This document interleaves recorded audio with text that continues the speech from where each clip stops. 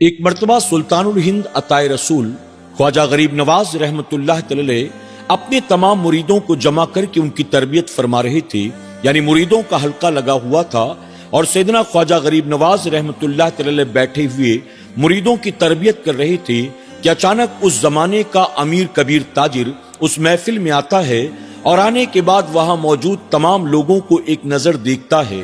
غریب نواز کے سامنے غریب نواز کے مریدین بیٹھے تھے۔ ان مریدین میں ایک مرید تھے جو بڑے غریب تھے، مفلس تھے، کمزور تھے، درویش تھے، جن کا نام کتابوں میں شیخ علی آتا ہے۔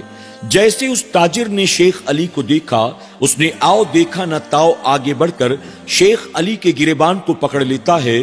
وہاں موجود تمام لوگ یہ دیکھ کر حیران رہ جاتے ہیں۔ اس سے پہلے کہ کوئی آگے بڑھ کر انہیں چھڑاتا یا کوئی اس سے سوال پوچھتا، وہ زور زور سے چیخنا چلانا شروع کر دیتا ہے اور کہتا ہے، اس آدمی نے مجھ سے قرض لیا تھا اور قرض لینے کے بعد آج تک اس نے لوٹانے کا نام نہیں لیا۔ میں جب بھی اس سے اپنے پیسے مانگتا ہوں یہ صرف مہلت مانگتا ہے۔ میں کئی بار اسے مہلت دے چکا ہوں، اب میں اسے مہلت نہیں دوں گا۔ آج یا تو یہ میرے پیسے لوٹائے گا یا تو اس کی خیر نہیں ہے۔ اللہ اکبر۔ جب غصے میں چور وہ تاجر اس طرح چلانا شروع کر دیتا ہے تو کسی نے ہمت نہ کی کہ غریب نواز کی موجودگی میں کوئی آگے بڑھے، انہیں چھڑائے یا اس سے کوئی سوال پوچھے۔ غریب نواز نے کہا، ٹھیک ہے، تمہارا جو بھی معاملہ ہو، اس وقت یہاں اتنے لوگ موجود ہیں، اتنے لوگوں کی موجودگی میں تمہیں شیخ علی کے ساتھ ایسا نہیں کرنا چاہیے۔ کم سے کم تم مجھے آ کر شکایت کرتے، تم مجھے آ کر بتاتے تو صحیح کہ معاملہ کیا ہے۔ تم نے سیدھے آ کر ان کا گریبان پکڑ لیا، یہ اچھی بات نہیں ہے۔ تاجر کہتا ہے، میں نے اب تک بہت عزت کی، بہت احترام کیا، اب بس ہو گیا۔ مجھے صرف اپنا پیسہ چاہیے، پیسے کے علاوہ اور کچھ بات نہیں کروں گا۔ غریب نواز نے شیخ علی سے فرمایا، بیٹا بتاؤ کیا بات ہے۔ اس پر شیخ علی شرمندگی کے ساتھ کہتے ہیں کہ حضور، میں بڑا غریب ہوں، آپ تو جانتے ہیں میں کتنا کمزور آدمی ہوں۔ اپنی ضرورت کے تحت میں نے ایک مرتبہ اس سے قرض لے لیا تھا۔ میں نے بہت کوشش کی کہ میں اس کا قرض لوٹا دوں، لیکن ہزارہ کوشش کے باوجود بھی میں اسے آج تک قرض لوٹا نہ سکا، اس لیے میں اس سے مہلت مانگتا ہوں۔ یہ اب تک مہلت دیتا رہا، لیکن اب یہ مہلت دینے کو تیار نہیں ہے۔ میں کروں تو کیا کروں، مجھے سمجھ میں نہیں آتا۔ غریب نواز نے اس تاجر سے کہا کہ تم شیخ علی کا گریبان چھوڑ دو اور میں تم سے کہتا ہوں کہ انہیں کچھ دن کی مہلت اور دے دو۔ اس پر وہ تاجر کہتا ہے، میں ایک دن کی بھی مہلت دینے کے لیے اب تیار نہیں ہوں، میں کئی بار مہلت دے چکا، اب نہیں دیتا۔ غریب نواز فرماتے ہیں، اگر تم مہلت دے دو گے اللہ تمہیں ثواب عطا کرے گا۔ تم جانتے ہو یہ مسکین ہے، غریب ہیں، درویش ہیں، انہوں نے جو کچھ کیا وہ جان بوجھ کر نہیں کیا۔ ان کے حالات ایسے نہیں ہیں کہ یہ تمہیں پیسے لوٹا سکے، ایک نہ ایک دن پیسے ضرور لوٹا دیں گے۔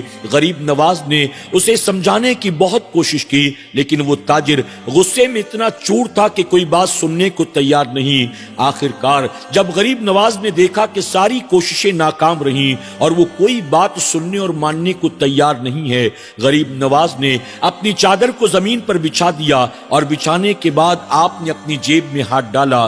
دو چار سکے آپ کی جیب سے نکلے، آپ نے وہ دو چار سکے اس چادر کے اوپر ڈال دیے۔ اللہ اکبر۔ غریب نواز کا وہ دو چار سکے چادر پر ڈالنا کیا تھا، پوری چادر پیسوں سے بھر جاتی ہے۔ وہاں موجود تمام لوگوں کی آنکھیں پھٹی کی پھٹی رہ جاتی ہیں۔ وہ تاجر شیخ علی کا گریبان چھوڑتا ہے اور اس چادر کی طرف بڑھتا ہے، چادر پر موجود پیسے کو اٹھانا شروع کر دیتا ہے۔ اس نے شیخ علی کو جتنا قرض دیا تھا اس قرض سے زیادہ پیسے اٹھانا شروع کر دیتا ہے۔ اس کے دل میں لالچ پیدا ہو جاتی ہے، وہ خیانت پر اتر آتا ہے۔ وہ سوچتا ہے کہ شاید مجھے کوئی نہیں دیکھ رہا، جبکہ غریب نواز وہیں پر موجود تھے۔ آپ سب کچھ دیکھ رہے تھے، لیکن آپ نے کہا یہ دنیا کا لالچی انسان ہے، اس کے دل میں مال و دولت سے زیادہ کسی اور چیز کی محبت نہیں، جتنا اٹھانا ہے اٹھا لینے دو۔ غریب نواز خاموش رہے، اس اس نے قرض سے زیادہ مال اٹھایا اور اٹھانے کے بعد اجازت مانگتا ہے۔ غریب نواز فرماتے ہیں اگر تم مہلت دے دیتے تو تمہارے حق میں بہتر ہوتا، اگر تم درویش کو لوگوں کے سامنے ذلیل نہ کرتے تو تمہارے حق میں بہتر ہوتا۔ بہرحال کوئی بات نہیں، تمہیں تمہارے پیسے مل گئے، تم جا سکتے ہو۔ وہ خوشی خوشی اپنا مال لے کر وہاں سے روانہ ہو جاتا ہے۔ شیخ علی شرمندگی کے ساتھ بیٹھے رہتے ہیں۔ غریب نواز نے انہیں اپنے قریب بلایا، ان کے سر پر شفقت سے ہاتھ پھیرا، ان کی آنکھوں سے آنسو جاری ہو جاتے ہیں۔ غریب نواز نے فرمایا کہ بیٹا آئندہ اپنی حاجت کسی دنیا دار کے سامنے بیان مت کرنا، جب بھی کوئی حاجت ہو تو اپنے رب کی بارگاہ میں بیان کرنا۔ شیخ علی کو اس بات کی بڑی شرمندگی ہوئی کہ ظالم نے سب کے سامنے مجھے رسوا کر دیا۔ وہ کسی سے نظر بھی نہیں ملاتے تھے، یہاں تک کہ انہوں نے غریب نواز کی محفل میں آنا جانا بند کر دیا، لوگوں سے ملنا جلنا تک چھوڑ دیا۔ چند دنوں کے بعد سیدنا سرکار غریب نواز اسی طرح اپنے مریدوں کا حلقہ بنا کر ان کی تربیت فرما رہے تھے۔ اچانک غریب نواز نے دیکھا وہی امیر کبیر تاجر روتا بلکتا پریشان حال غریب نواز کی محفل میں آتا ہے۔ اس کی آنکھوں سے آنسو بہ رہے تھے، چہرہ افسردہ تھا، اس نے چادر کو لپیٹ رکھا تھا۔ غریب نواز کی بارگاہ میں آ کر کہتا ہے مجھے معاف کر دیں، مجھ سے بہت بڑی غلطی ہو گئی، مجھے معاف کر دیں۔ غریب نواز نے فرمایا اب کیا ہوا، آخر تو روتا بلکتا کیوں ہے؟ اس نے اپنے چادر کو ہٹایا۔ غریب نواز نے دیکھا کہ جب چادر کو ہٹاتا ہے اس کے دونوں ہاتھ جو تھے وہ سوکھ چکے تھے، یعنی ان ہاتھوں کے اندر جان موجود نہیں تھی۔ غریب نواز نے جب یہ دیکھا آپ کو اس کے حال پر رحم آ گیا، وہ کہتا ہے مجھے معاف کر دیں، مجھ سے غلطی ہو گئی۔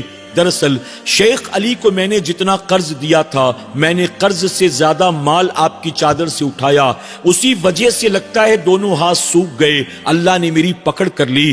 آپ دعا کریں کہ اللہ مجھے معاف کر دے، میں اپنے کیے پر شرمندہ ہوں۔ غریب نواز فرماتے ہیں نہیں، میری چادر سے تو نے جو زیادہ مال اٹھایا تھا اس وجہ سے تیرا یہ حال نہیں ہوا، بلکہ تیرے اس حال کی وجہ یہ ہے تو نے ایک درویش کو، ایک اللہ کے نیک بندے کو، ایک غریب آدمی کو لوگوں کے سامنے رسوا کر دیا، تو نے اس کو ذلیل کر دیا، تو نے اس کا گریبان پکڑا، اس وجہ سے اللہ نے تیری پکڑ کر لی۔ اگر تو چاہتا ہے کہ تیرا یہ مرض جاتا رہے، اللہ تجھے معاف کر دے، جا شیخ علی کے پاس جا کر اس سے معافی تلافی کر، اگر وہ تجھے معاف کر دے گا اللہ بھی تجھے معاف کر دے گا۔ اللہ اکبر۔ وہ تاجر فوراً روتا بلکتا شیخ علی کی خدمت میں پہنچتا ہے، ان سے جا کر معافیاں مانگتا ہے۔ اس کے اس حال کو دیکھ کر شیخ علی کو بھی اس پر رحم آ جاتا ہے، وہ بھی رونا شروع کر دیتے ہیں اور وہ کہتے ہیں کہ جا میں نے تجھے معاف کر دیا، تو نے میرے ساتھ جو کیا اچھا تو نہیں کیا